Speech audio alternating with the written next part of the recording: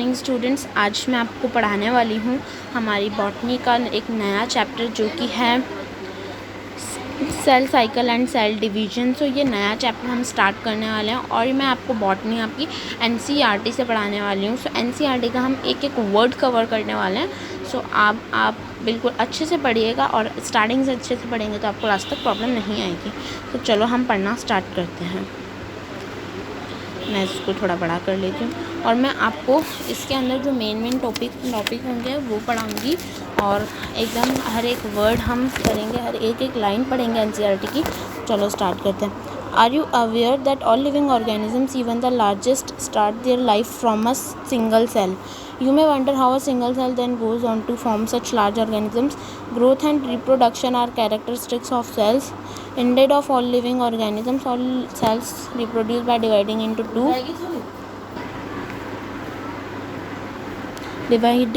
two with each parental cell giving rise to two daughter cells each time they divide. अब देखो क्या होता है बच्चों, देखो ये आपकी एक सेल है। अब ये सेल ज़्यादा बड़ी हो गई, ठीक है। अब इसका न्यूक्लियस इतना ही रहता है। आपकी छोटी सेल है मान लो और फिर आपकी अब बड़ी सेल हो गई है। जस्ट वेट, साइड में ही बताना पड़ेगा। ये देखो, ये आपकी एक छोटी सेल है और इसके अंदर न्यूक्लियस है। अब ये आपकी ये सेल बड़ी हो गई, इसका न्यूक्लियस तो इतना ही रहेगा, इसका न्यूक्लियस नहीं बढ़ेगा। ये मैंने थोड़ा बड़ा बना दिया, इसका न्यूक्लियस इतना ही रहेगा। अब ये देखो, पहले ये सेल, ये इसका न्यूक्लियस अच्छे से इस पूरे सेल को क्या कर पा रहा था, कवर कर पा रहा था। इस पूरी सेल पर इसका अच्छे से कंट्रोल था।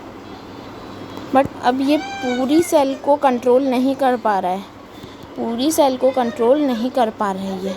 तो ये क्या होगी, डिवाइड हो जाएगी। क्या हो जाएगी, दो छोटी छोटी सेल्स में डिवाइड हो जाएगी और फिर ये इसके बराबर हो जाएगा। अब देखो, ये डिवाइड हो जाती है इसलिए, ठीक है। तो बस यही मेन पर्पस होता है और इसके ऊपर कुछ थ्योरीज़ वगैरह भी आई थी जो कि एनसीईआरटी में नहीं है, तो हम फालतू में टाइम वेस्ट नहीं करेंगे। तो चलो अब हम हमारी एनसीईआरटी कवर कर लेते हैं फिर से। देखो, these newly formed daughter cells can themselves grow and divide. फिर से वो डॉटर सेल्स, अब ये डॉटर सेल्स बन गई थी तो अब ये फिर से बड़ी हो जाएगी, ठीक है। फिर ये दो डॉटर सेल्स में डिवाइड हो जाएगी, ठीक है। ऐसे होता रहेगा, ऐसे हमारी बॉडी बनती जाएगी। Giving rise to new cell population that is formed by the growth and division of a single parental cell and its progeny. और फिर ऐसे एक सिंगल पेरेंट सेल से, अब देखो गैमीट आते तो सिंगल सेल ही तो आती है, सिंगल सेल जाइगोट का फॉर्मेशन होता है। अब इससे पूरी हमारी बॉडी बन जाती है, ठीक है। In other word such cycles of growth and division allow a single cells to form structure consisting of millions of cell. तो ऐसी एक सेल से मिलियंस ऑफ सेल्स बन जाती है। बस इसमें आपका इतना इम्पोर्टेंट नहीं था पोर्शन, फिर भी मैंने आपको पढ़ाया इंट्रोडक्शन। अब हम हमारा चैप्टर यहाँ से स्टार्ट करने वाले हैं, सेल साइकिल से। Cell cycle Cell cycle is very important process in all living organisms. During the division of cell, DNA replication and cell growth also takes place. All these processes, cell division, DNA का replication होता है, फिर cell की growth होती है। मतलब ये सारी phases आप पढ़ोगे आगे। That is cell division, DNA replication, cell growth. Hence, have to take a coordinate way to ensure correct division and formation of progeny cells collecting intact genomes. The sequence of events by which a cell duplicates its genomes, synthesis the other constituent of the cell and eventually divides into two daughter cells is termed as cell cycle. देखो, बस फिर से वही बात बता रहा कि एक सेल से बहुत सारी सेल्स डिवाइड हो जाती है। तो फिर जब बहुत सारे हमको फेजेस पढ़नी पड़ेगी कि डीएनए का सिंथेसिस होता है, फिर उसके बाद में क्रोमोसोम बनते हैं, ठीक है। फिर उसके बाद में सेल की ग्रोथ होती है। तो ये सारे हम आगे पढ़ने वाले हैं। DNA synthesis occurs only during one specific stage in cell cycle. DNA synthesis occurs during one stage of cell cycle. पूरी सेल साइकिल के अंदर, पूरे डिवीजन के अंदर डीएनए का सिंथेसिस, डीएनए का डुप्लीकेशन सिर्फ एक बार होता है। The replicated chromosomes are then distributed to daughter nuclei by a complex series of events during cell division. These events are themselves under genetic control. और ये क्या होता है, जेनेटिक कंट्रोल के बेसिस पर होता है. देखो फेजेस ऑफ सेल साइकिल हम पढ़ने वाले हैं. पहले इंट्रोडक्शन पढ़ेंगे, फिर डायग्राम देखेंगे. A typical eukaryotic cell cycle is illustrated by human cells in culture. These cells divide once approximately every 24 hours. However, this duration of cell cycle can vary from organism to organism and also from cell to cell type. Yeast, for example, can progress through the cell cycle in 90 minutes. अब देखो क्या होता है, क्या होता है बताओ, मैं बताती हूँ. जो डीएनए का डिवाइड, एक सेल कितनी देर में डिवाइड हो जाती है, तो जो ह्यूमन की जो एक सेल होती है हमारी, वो 24 आवर्स में, किसमें 24 आवर्स में ह्यूमन की एक सेल, ह्यूमन की सेल 24 आवर में डिवाइड हो जाती है, 24 आवर में. लेकिन ये इम्पॉर्टेंट नहीं है कि हर एक ऑर्गेनिज्म की सेल को 24 आवर में ही डिवाइड होना पड़ेगा, ऐसा कुछ नहीं है. जैसे कि अब देखो एग्जांपल ही दिया है आपके एनसीईआरटी के अंदर. जो यीस्ट होता है, यीस्ट 90 मिनट्स के अंदर अंदर डिवाइड हो जाता है, 90 मिनट्स के अंदर अंदर डिवाइड हो जाता है. ठीक है, 90 मिनट के अंदर अंदर डिवाइड हो जाता है. अब देखो इसके अंदर भी आपकी 2 फेजेस आती है. वो 2 फेजेस अब हम पढ़ने वाले हैं. कौन कौन सी, एक आपकी इंटरफेज़ और एक आपकी मेटाफेज़.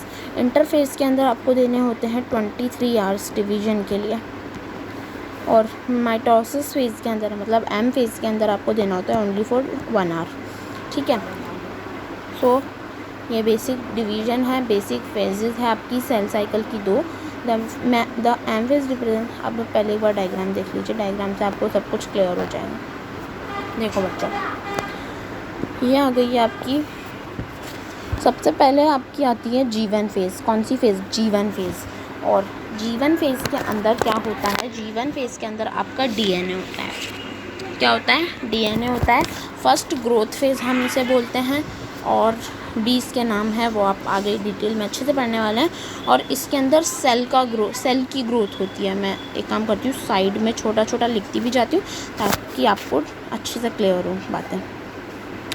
इस फेज़ के अंदर आपकी सेल की ग्रोथ होती है और साइटोप्लाज्म की भी ग्रोथ होती है. सेल ग्रोथ और साइटोप्लाज्म ग्रोथ एक साथ आ गया. और कुछ सेल ऑर्गेनेल डबल भी होते हैं, और आरएनए और प्रोटीन का सिंथेसिस भी होता है. ये हम एक और बार आगे डिटेल में पढ़ेंगे. अभी मैं आपको थोड़ा सा पढ़ा रही हूँ ब्रीफ में. फिर हमारी आती है सेकेंड फेज़, जो कि हमारी एस फेज़.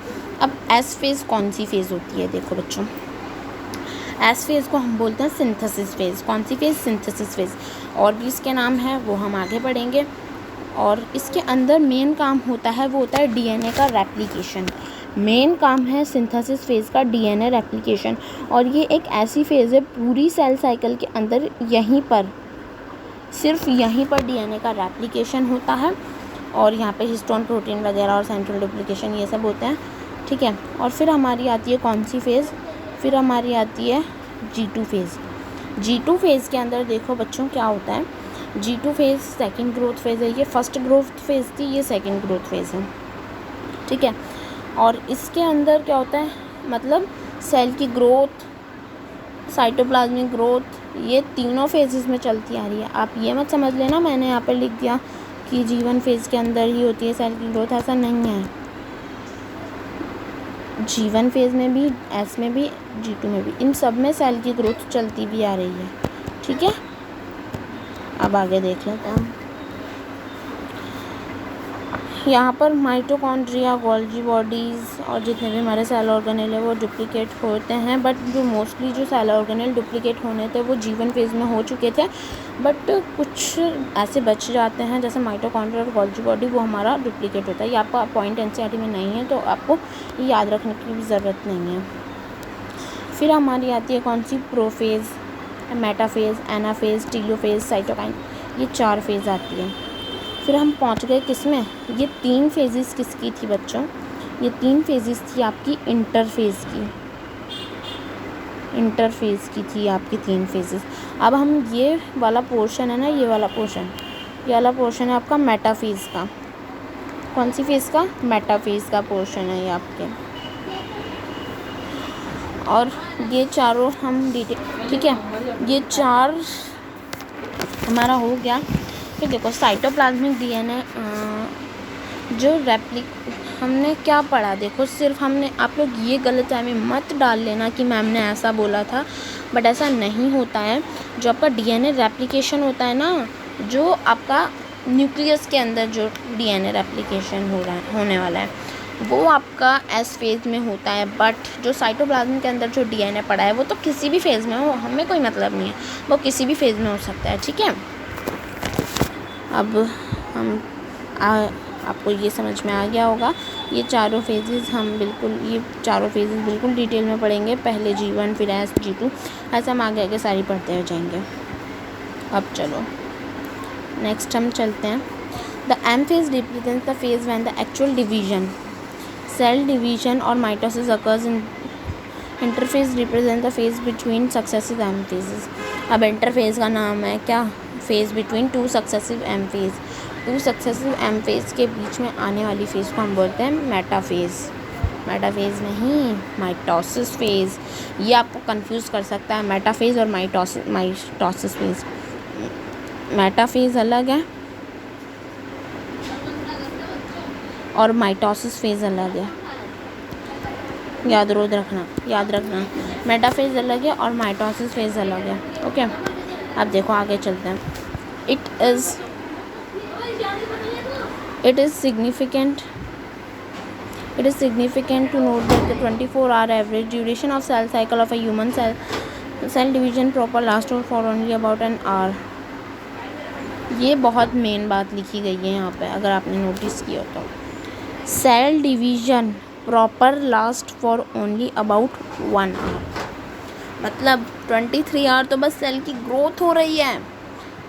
जो डिवीज़न होगा सेल का, उसकी जो तैयारी करेगी डिवाइड करने की, वो उस 1 घंटे में होगा। और 1 घंटे में क्या होगा? मेटाफेज़ नहीं, सॉरी, देखो मैं खुद कंफ्यूज हो जाती हूँ। माइटोसिस फेज़ आपकी 1 घंटे की फेज़ है, इसमें होना है सारा सेल डिवीज़न, इसमें ही होना है, इसलिए हम इसको बोलते हैं मोस्ट ड्रामेटिक फेज़। क्या बोलते हैं? Most dramatic phase. तो यहाँ पे स्पेस भी दी है, मोस्ट ड्रामेटिक फेज़ बोलते हैं हम इसलिए इसको, ठीक है। आपकी एनसीईआरटी में लिखी हुई है ये सब बातें। The interphase last more than 95% of the duration of the cell cycle. The interphase जो फेज़ होती है वो 95% कवर कर लेती है, बट जो प्रॉपर सेल डिवीजन होना है, वो मेन जो काम है वो माइटोसिस फेज़ में होता है। The M phase starts with the nuclear division. M phase किससे स्टार्ट होती है? पहले न्यूक्लियर का डिवीजन होता है corresponding to the separation of daughter chromosomes. फिर डॉटर क्रोमोसोम्स का सेपरेशन हो जाता है। डॉटर क्रोमोसोम्स का देखो, जैसे ये क्रोमोसोम्स हैं, ठीक है। अरे यार कैसे बनाऊँ, रुको बच्चों। ये आपका क्रोमोसोम है और ये आपका क्रोमोसोम है, समझ लो, है ना। अब एक तो उधर खींच लिया और एक को इधर खींच लिया, तो अलग अलग हो गए, तो डॉटर क्रोमोसोम्स अलग अलग हो गई। ये आप अच्छे से डिटेल में पढ़ोगे आगे। क्या हो रहा है ये? Usually ends with division of cytoplasm cytokinesis. Daughter chromosomes जब अलग हो रही है तो उसे बोला क्या? कैरियोकाइनेसिस। और जब पूरी साइटोप्लाज्म का डिवीजन हो रहा है, बच्चों क्वेश्चन आया था एक बार, मैं खुद कंफ्यूज हो गई थी उस क्वेश्चन के अंदर। क्वेश्चन था कि सेल डिवीजन का लास्ट वो क्या होता है? साइटोप्लाज्म, 2 डॉटर न्यूक्लियाई अलग हो जाते हैं या फिर 2 साइटोप्लाज्म अलग हो जाते हैं। तो मैं खुद कंफ्यूज हो गई थी। मैंने ये एनसीईआरटी का ये वर्ड ढंग से नहीं पढ़ा था, बट मैं फिर भी सही कर आई थी। 2 साइटोप्लाज्म अलग होते हैं, दो डॉटर न्यूक्लियाई अलग नहीं होती है, दो साइटोप्लाज्म अलग होते हैं, ठीक है। तो ये ध्यान रखना है आपको। द इंटरफेस दो called the resting phase. Interphase, though called the resting phase, is the time during which the cells is preparing for division by undergoing both cell growth and DNA replication in an orderly manner. The interphase is divided into 3 phases. देखो interface को क्या बोल दिया, resting phase बोल दिया। Interface को क्या बोल दिया हमने, रेस्टिंग फेज बोल दिया। बट ये मोस्ट एक्टिव फेज भी बोला जाता है इसको। अब आप बोलोगे ये दो कॉन्ट्रोवर्शियल वर्ड है, दो कॉन्ट्रोवर्शियल वर्ड आ गए। एक तो हम एक तरफ तो बोल रहे हैं कि रेस्टिंग फेज है और एक तरफ बोल रहे हैं कि मोस्ट एक्टिव फेज है। अब देखो बच्चों, आपको मैं एक एग्जांपल के थ्रू बताती हूँ। अब जैसे एक बच्चा है, एक लड़की है। अब वो लड़की, हम लड़कियों के साथ क्या करते हैं, पहले उसे पालते पोसते हैं, फिर उसके बाद में क्या करते हैं, उनकी शादी होती है। तो वो उन्हें पाला पोसा, हमने इतने दिनों तक पाला पोसा और फिर उसकी शादी कर दी और उसे अलग कर दिया घर से। तो ऐसा ही आप लोग इसके साथ समझिएगा। क्या किया, पहले हमने 23 आवर्स क्या किया हमने, देखो पहले 23 आवर्स हमने क्या किया, इन्हें पाला। 23 आवर्स हमने क्या किया, इन्हें पाला। फिर 1 घंटे के अंदर अंदर शादी हुई और 1 घंटे के अंदर अंदर इन्हें दूर कर दिया। किससे दूर कर दिया, घर वालों से दूर कर दिया, घर वालों से दूर कर दिया। तो ऐसे ही ये लो, ऐसे ही ये लो, ठीक है। मतलब हमने इन्हें 25 साल तक पाला और फिर उस 1 घंटे के अंदर अंदर इन्हें दूर कर डाला खुद से। एक माँ को अपनी बेटी से जुदा कर दिया। वैसे ही दो डॉटर क्रोमोसोम्स अलग अलग हो जाती है। पहले उसे पालते हैं, तो वो पालने का काम किस फेज़ में होगा, वो पालने का काम हमारा होगा इंटरफेज में। देखो लाइन पढ़ो ये वाली, पालने का काम कहाँ गई वो लाइन, ये रही। The interphase, though called the resting phase, is the time during which cells is preparing for division by undergoing both cell growth, DNA replication in an orderly manner। और इंटरफेज को हमने 3 फेजेस में बांट दिया है। G1 phase, S phase, G0 phase, sorry G0 नहीं, G0 तो अलग आती है, 4 होती है ऐसे तो है ना, बट ये अलग होती है, ठीक है। बस G1, S, G2, ओके। अब देखो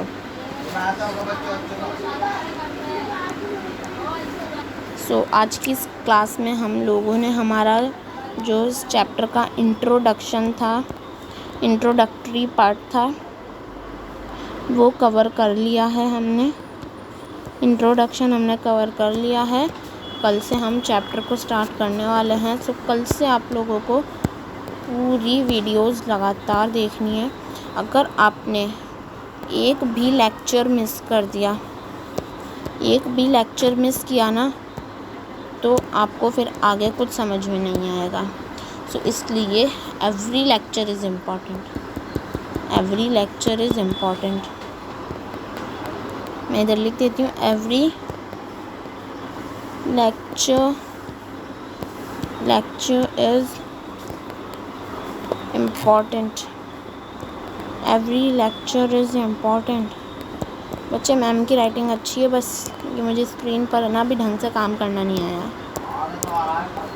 ठीक है। Every lecture is important. मुझे पता है तुम लोग अच्छे बच्चे हो, अच्छे से पढ़ाई करोगे।